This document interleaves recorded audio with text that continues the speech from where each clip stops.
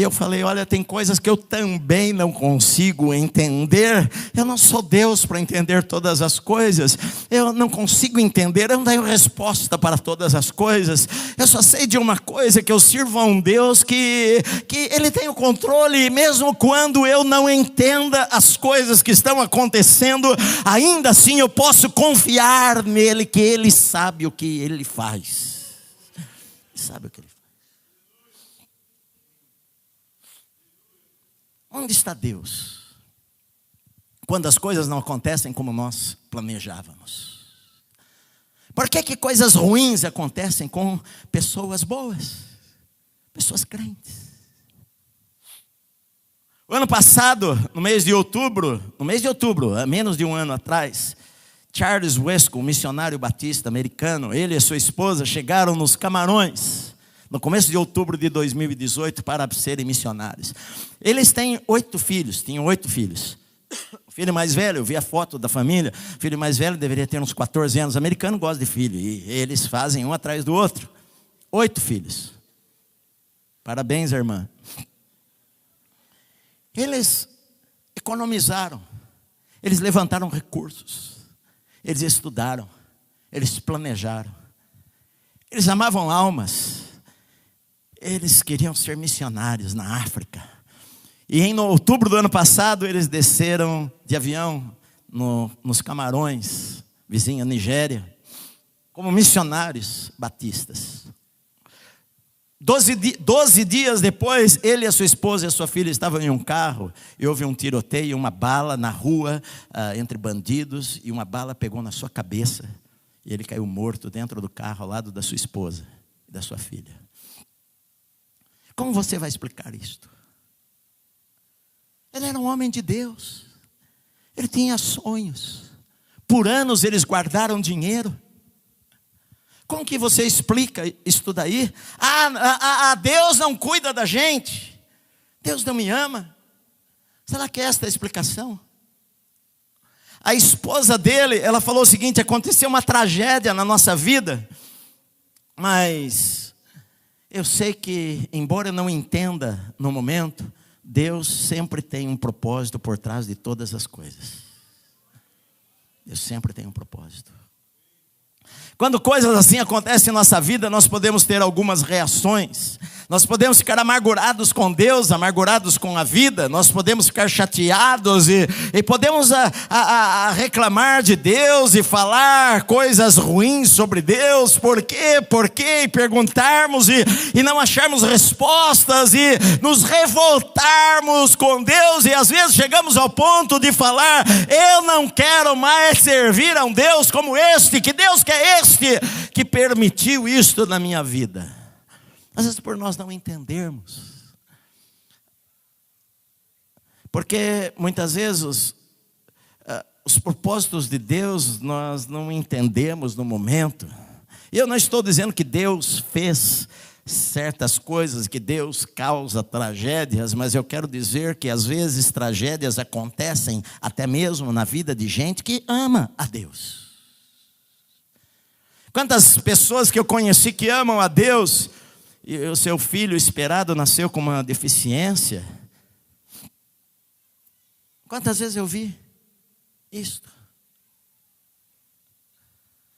Agora, o diabo ele vai falar sempre na nossa cabeça: olha, abandona Deus, como a mulher de Jó falou para ele: olha, amaldiçoa Deus e morre. Amaldiçoa Deus e morre. Você perdeu tudo, perdeu o dinheiro, perdeu casa, perdeu todos os seus bens, perdeu os animais, perdeu os seus filhos, você está doente, olha o seu estado, você precisa se raspar para se coçar, você está um lixo.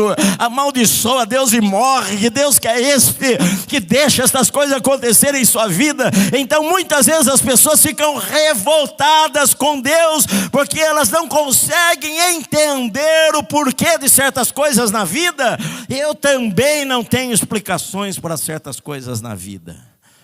Uma certa vez eu falei para vocês de um missionário que foi para a África, e quando ele chegou lá, sua esposa morreu e a sua filhinha pequena, ele não aguentou, ele entregou a filhinha para os missionários que estavam lá com ele criarem, e foi embora para a Europa.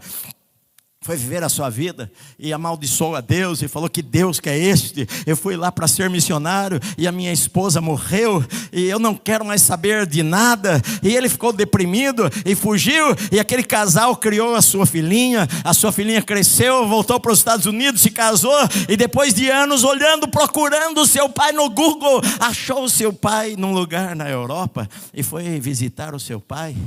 E quando chegou lá, o seu pai vivia num quartinho cheio de uísque, de bebidas que estavam lá. Ela falou de Jesus para ele: eu sou tua filha, e Deus teve um plano para a minha vida. Sabe, queridos, às vezes as pessoas ficam revoltadas contra Deus porque elas não entendem algumas coisas que acontecem na sua vida.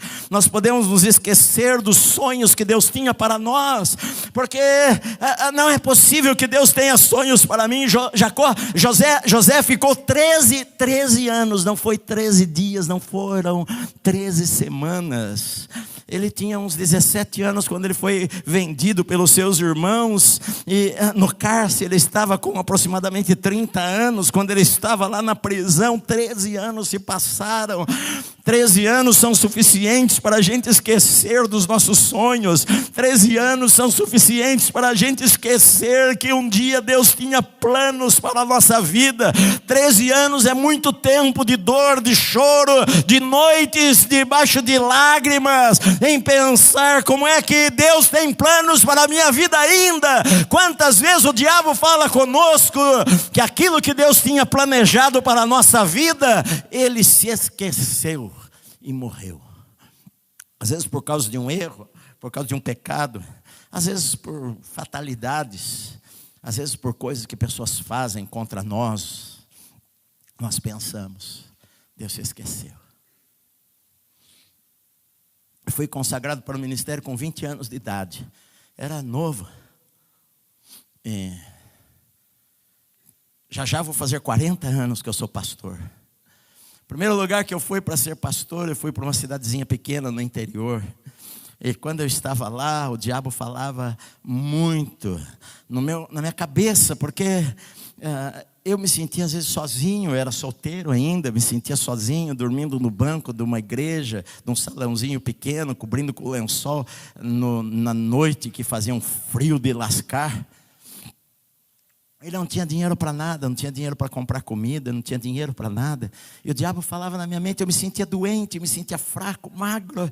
O diabo falava na minha mente: está vendo o que você fez? Você se iludiu, você achou que Deus tinha falado com você, você achou que você iria ser pastor por muito tempo, você vai morrer assim. Sabe por que você achou que Deus falou com você? Não foi Deus não, foi da tua cabeça.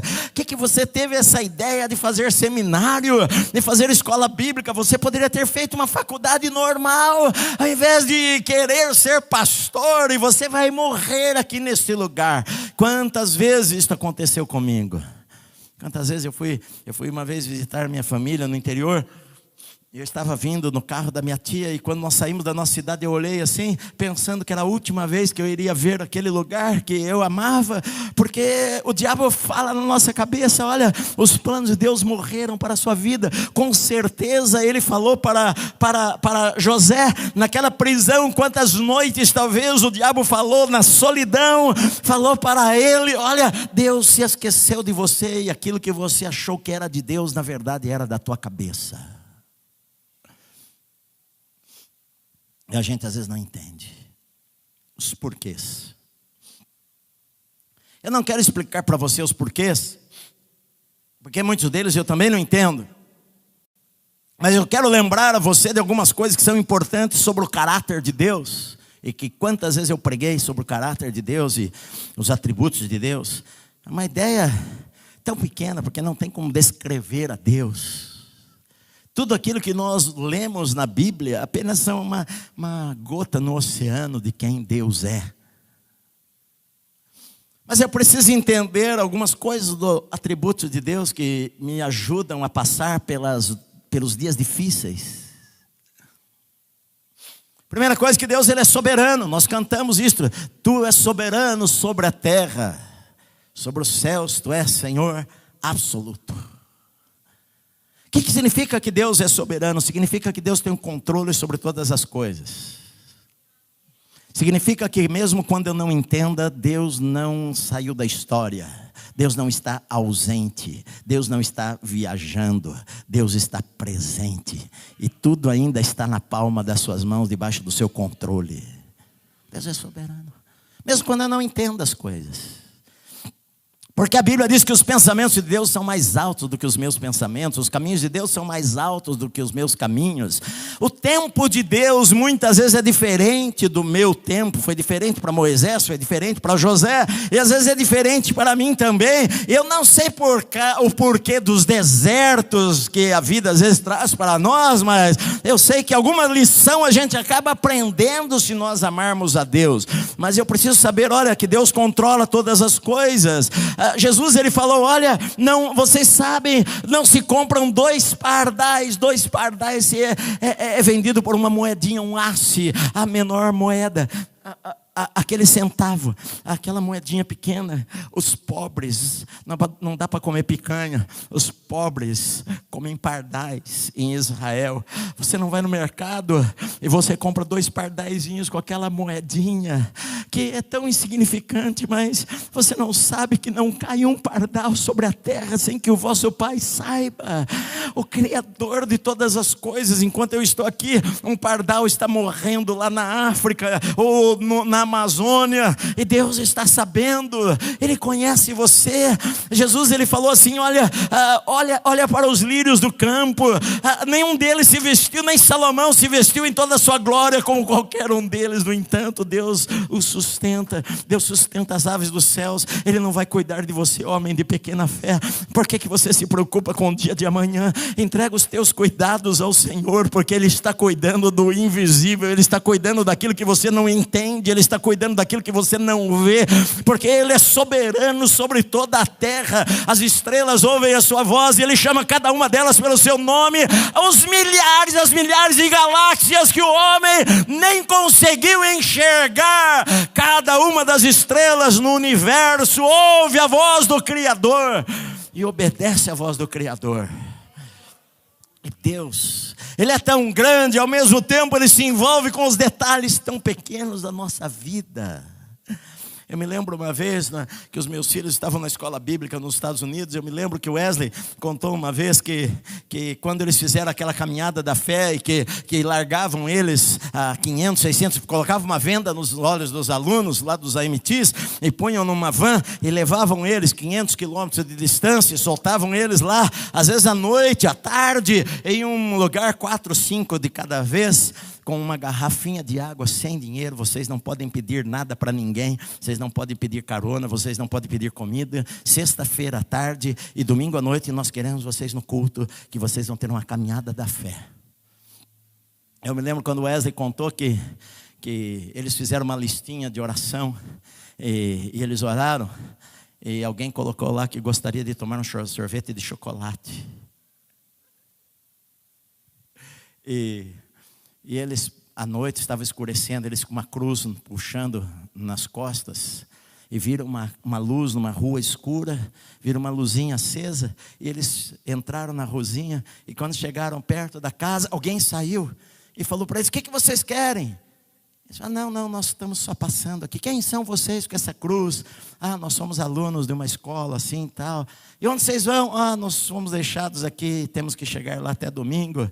E o homem está falando: olha, eu sou pastor, na verdade eu estou indo buscar minha esposa no aeroporto, mas entrem aqui na minha casa, olha, aqui está a geladeira, comam o que vocês quiserem, se alimentem aí, eu vou buscar minha esposa, eu vou voltar, daí a gente janta. E eles entraram na casa e abriram a geladeira, e lá tinha um sorvete de chocolate, porque Deus é um Deus de detalhes.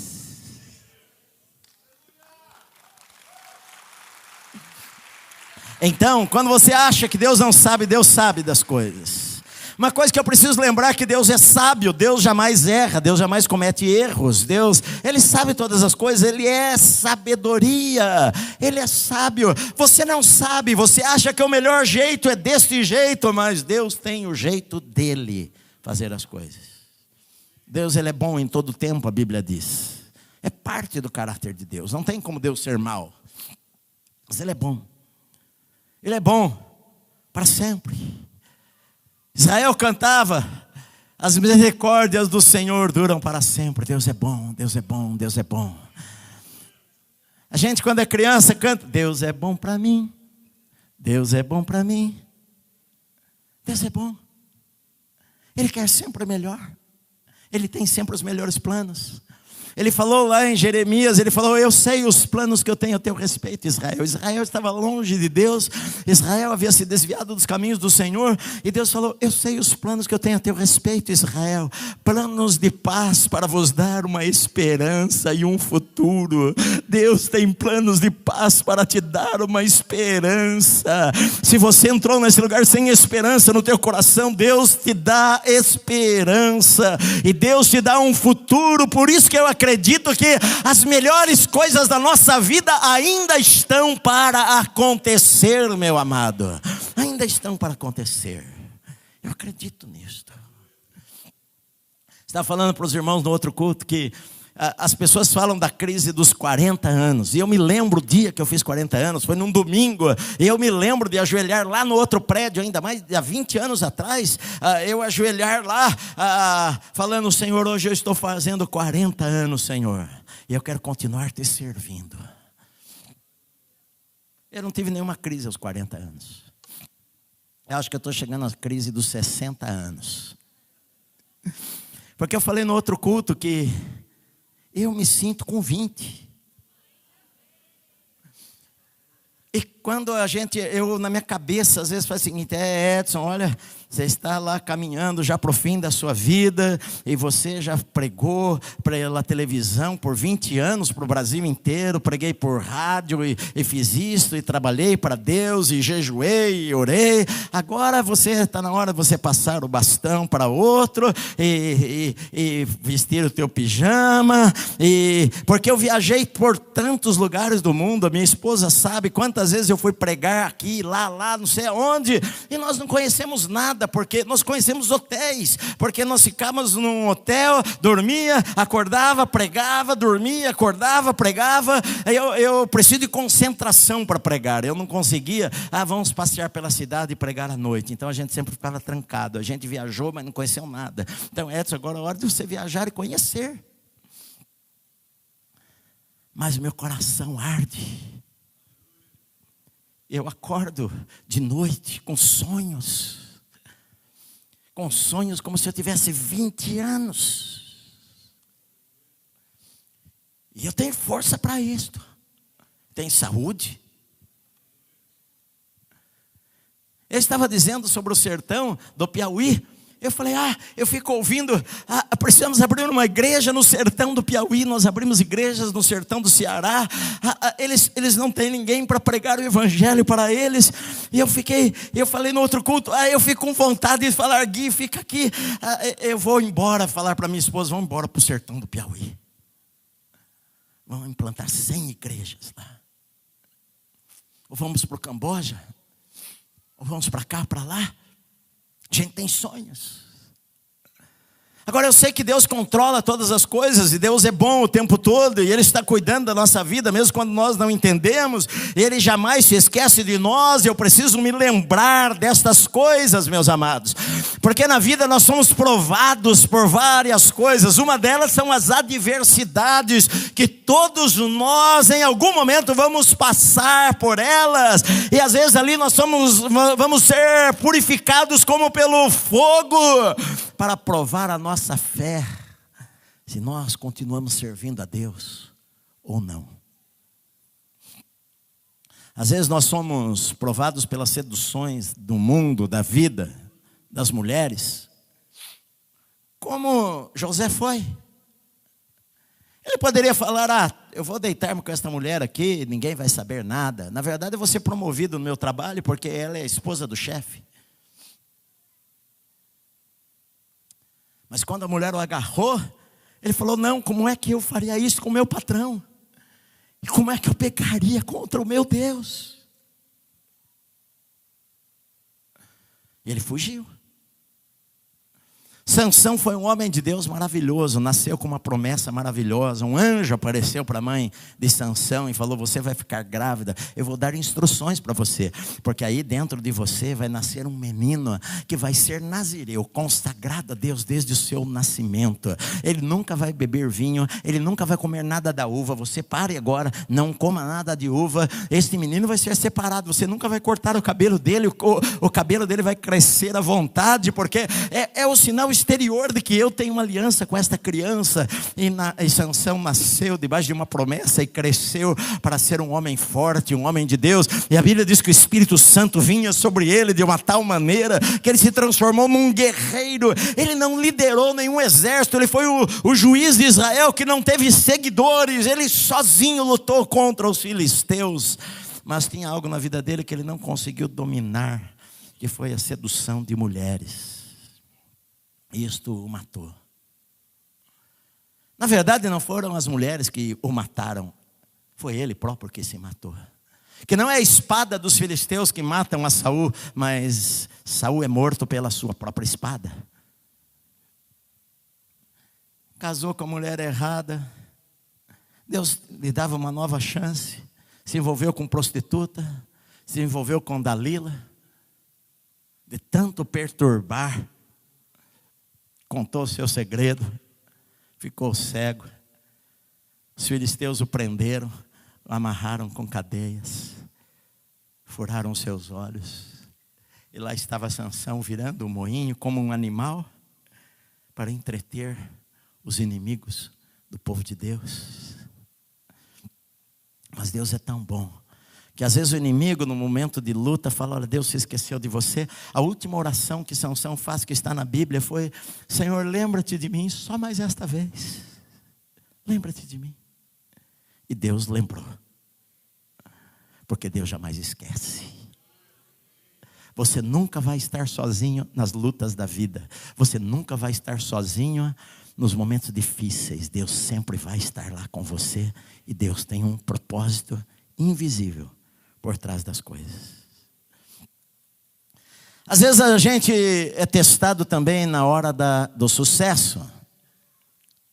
Porque às vezes é mais fácil ser fiel quando nós não temos nada do que quando nós temos tudo. Quando nós não temos nada, nós oramos e choramos e vamos para o nosso quarto e trancamos a porta e proclamamos uma semana de jejum e queremos a Deus. Mas é difícil continuar sendo fiel quando você está no topo da montanha. Às vezes é mais fácil ser fiel quando você está no vale. Porque quando a gente está lá no topo da montanha, a gente já não precisa orar tanto. A gente já... Deus nos abençoou tanto. E a Bíblia diz que quando os irmãos de José, houve a fome em toda a terra, e 2 anos de fome, Jacó fala para os seus 10 filhos: olha, vão até o Egito comprar comida, que eu vi que tem comida lá. E quando eles chegaram lá, eles não reconheceram a José, porque a última vez que eles viram a José estava com 17 anos de idade, era um garoto, cabeludo, talvez a barba crescendo, como era um costume deles deixarem a barba. E agora eles chegam ao Egito e são levados ao chefe que comanda todos os celeiros de Faraó.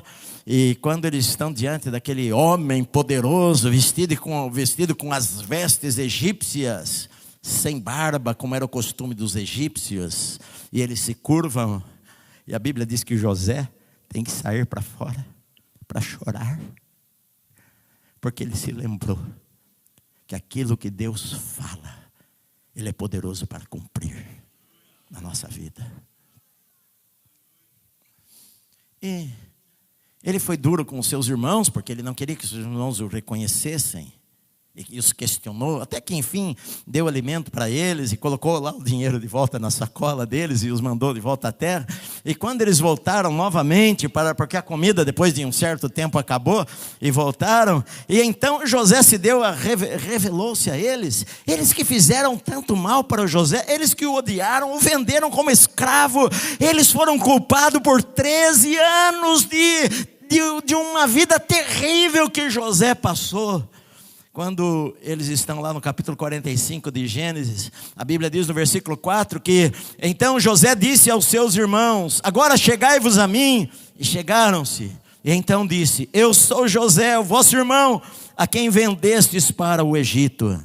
Agora, pois, não vos entristeçais, nem vos irriteis contra vós mesmos, por me haverdes vendido para quê? Porque para a conservação da vida Deus me enviou adiante de vós. Porque já houve 2 anos de fome na terra, e ainda restam 5 anos em que não haverá lavoura nem colheita. Deus me enviou adiante de vós para conservar a vossa sucessão na terra, e para vos preservar a vida por um grande livramento. Assim não fostes vós que me enviastes para cá, e sim Deus, que me pôs por pai de Faraó, e senhor de toda a sua casa, e como governador em toda a terra do Egito. Olha, não foi vocês. Foi Deus. E agora aqui o pai, no capítulo que eu li para vocês, Jacó morreu. E os irmãos amedrontados, pensando, agora é a hora da vingança. José é o governador de toda a terra, ele vai nos matar. Mandam pessoas darem recado: olha, José, o teu pai pediu que você não faça mal aos seus irmãos. Quando ele morresse, que você tratasse bem os seus irmãos. E a Bíblia diz que quando José ouviu aquelas palavras, ele chorou. E agora os seus irmãos vêm para ele e falam, olha, e se ajoelharam diante dele, e falaram para ele, olha, não nos faça nenhum mal, por tudo aquilo que nós fizemos para você. E José falou as palavras que eu li para vocês. Respondeu-lhes José: não temam. Acaso estou eu em lugar de Deus? Vós, na verdade, intentastes o mal contra mim, porém Deus o tornou em bem. Deus é poderoso para transformar a nossa história. Deus é poderoso para transformar aquilo que veio de mal, transformar em bênção em nossa vida. Mesmo quando nós não entendemos, nós devemos continuar confiando. Mesmo quando nós não entendemos, nós devemos continuar crendo que por trás de tudo Deus tem um milagre para fazer em nossa vida. E nós não entendemos o momento, mas Deus Ele está agindo no sobrenatural. Ele está agindo às vezes quando nós não imaginamos e nem percebemos o agir de Deus. Como há muitos anos atrás eu preguei: Deus trabalha no turno da noite, quando nós não vemos. Deus não dorme, o guarda de Israel. Ontem eu estava procurando uma história que eu me lembro, que eu contei para vocês há muitos anos atrás. Eu coloquei lá no Google alguma coisa que eu me lembrava sobre alguns missionários. E por acaso encontrei essa história, até contei para minha esposa, e eu achei ela impressionante. Impressionante. Olha só. Em 1912, mais de 100 anos atrás, um jovem americano se formou em medicina e quis ser missionário. O nome dele é Dr. William Leslie. E ele foi para uma tribo indígena remota no Congo, na África.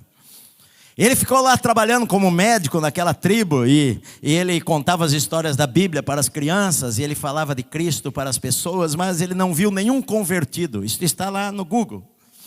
Ele não viu nenhum convertido. 17 anos depois ele voltou para os Estados Unidos, frustrado, desencorajado, achando que como missionário ele era um fracasso. Ele morreu 9 anos depois, 1935. Os anos se passaram. Agora em 2010, 98 anos depois que ele chegou naquela tribo indígena, uma missão americana resolveu mandar uma equipe de missionários para uma tribo indígena que sabia que havia no interior do Congo e que eles achavam que era inalcançada. Eles até achavam que eles de alguma maneira, porque pessoas saíam da tribo, eles de alguma maneira tiveram algum contato com o nome de Jesus, mas eles não estavam preparados para ver o que havia acontecido naquele lugar. E eles pegaram um avião até o Congo, desembarcaram, pegaram um avião pequeno de uma missão e voaram pela floresta por horas. Chegaram num lugar, pousaram um avião, pegaram barcos, canoas e remaram por quilômetros até chegarem na primeira vila do povo Yansis, no interior do Congo. Quando eles chegaram lá, eles ficaram impressionados, porque eles acharam lá uma igreja.